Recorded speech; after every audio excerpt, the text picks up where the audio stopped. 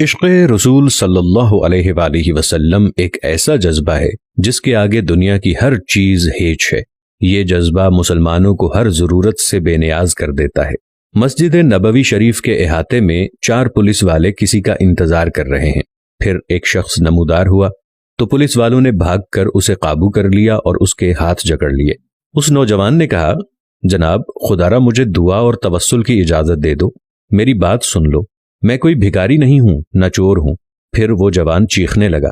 میں نے اسے غور سے دیکھا تو ایسے لگا جیسے میں اسے جانتا ہوں۔ میں بتاتا ہوں کہ میں نے اسے کیسے پہچانا۔ دراصل میں نے اسے کتنی ہی بار بارگاہ رسالت صلی اللہ علیہ وآلہ وسلم میں روتے ہوئے دیکھا تھا۔ یہ ایک البانوی نوجوان تھا جس کی عمر 35 یا 36 سال کے درمیان تھی۔ اس کے سنہری بال اور ہلکی سی داڑھی تھی۔ میں نے جرأت کر کے پولیس والوں سے کہا، جب اس کا کوئی جرم نہیں ہے تو تم اس کے ساتھ ایسا سلوک کیوں کر رہے ہو؟ آخر کیا الزام ہے اس پر؟ انہوں نے مجھے سختی سے کہا، ارے او ترک، تو پیچھے ہٹ، اس معاملے میں بولنے کا تجھے کوئی حق نہیں۔ لیکن میں نے پھر سے کہا، آخر اس کا تمہارے ساتھ کیا مسئلہ ہے؟ کیا اس نے کوئی چوری کی ہے یا کوئی جرم کیا ہے؟ بتاؤ تو صحیح۔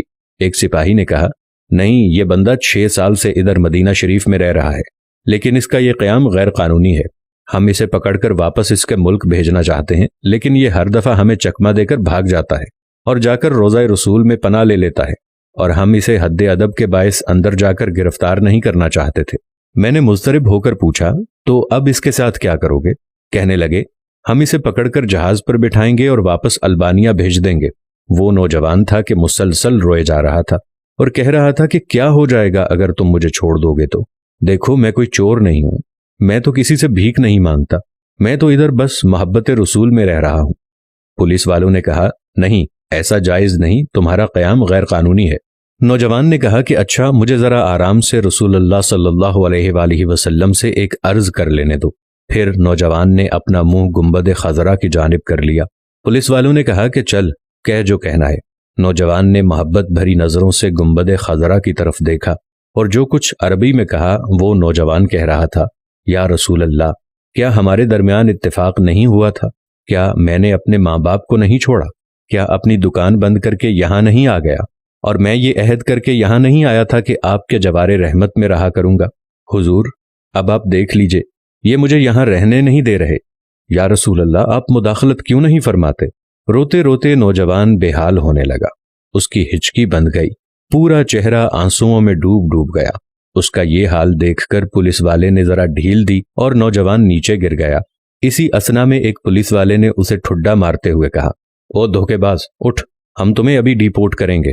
دوسرا پولیس والا آگے بڑھا، لیکن نوجوان نے کوئی رد عمل ظاہر نہ کیا۔ میں نے پولیس والوں سے کہا، لگتا ہے یہ بے ہوش ہو گیا ہے، یہ نہیں بھاگے گا، تم پانی لاؤ اور اس کے چہرے پر ڈالو۔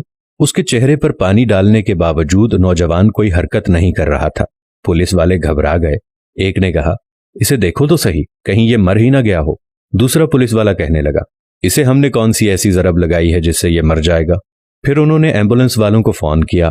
وہ ادھر سامنے والے 7 نمبر گیٹ سے ایک ایمبولنس لے آئے۔ رضاکاروں نے نوجوان کی شہرگ پر ہاتھ رکھ کر حرکت نوٹ کی اور نبض چیک کی تو کہنے لگے، اسے تو مرے ہوئے کم از کم 15 منٹ گزر چکے ہیں۔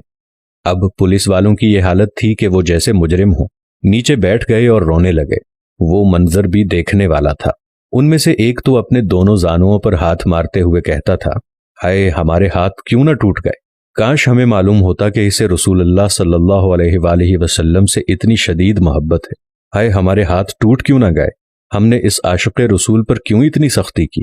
اس کے بعد ایمبولنس والوں نے اسے وہاں سے اٹھا لیا اور جنت البقیع کی طرف تجہیز و تکفین والے حصے میں لے گئے۔ غسل کے وقت میں بھی وہیں موجود تھا۔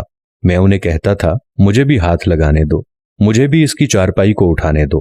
جب جنازہ تیار ہو کر نماز کے لیے جانے لگا تو پولیس والوں نے مجھے کہا، ہم نے جتنا گناہ اٹھایا ہے بس اتنا ہی کافی ہے، اسے ہمارے سوا اور کوئی نہیں اٹھائے گا، شاید اسی طرح ہمیں آخرت میں کچھ رعایت مل جائے۔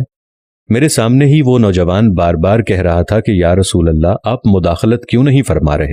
دیکھا، رسول اللہ صلی اللہ علیہ وآلہ وسلم نے مداخلت فرما دی اور ملک الموت نے اپنا فریضہ ادا کر کے اسے آپ تک ہمیشہ کے لیے پہنچا دیا۔ اللہ تعالی ہمیں اپنے حبیب صلی اللہ علیہ وآلہ وسلم کی ویسی ہی محبت عطا فرمائے جیسی اس البانی نوجوان کو عطا فرمائی تھی۔ उम्मीद करते हैं हमारी आज की वीडियो भी ज़रूर पसंद आई होगी और आपका भी दिल हुजूर सल्लल्लाहु अलैहि वसल्लम की मोहब्बत में बाग बाग हो गया होगा। वीडियो अच्छी लगे तो कमेंट्स में सदक़े या रसूल अल्लाह ज़रूर देखें और वीडियो के बारे में अपनी राय का इजहार ज़रूर करें।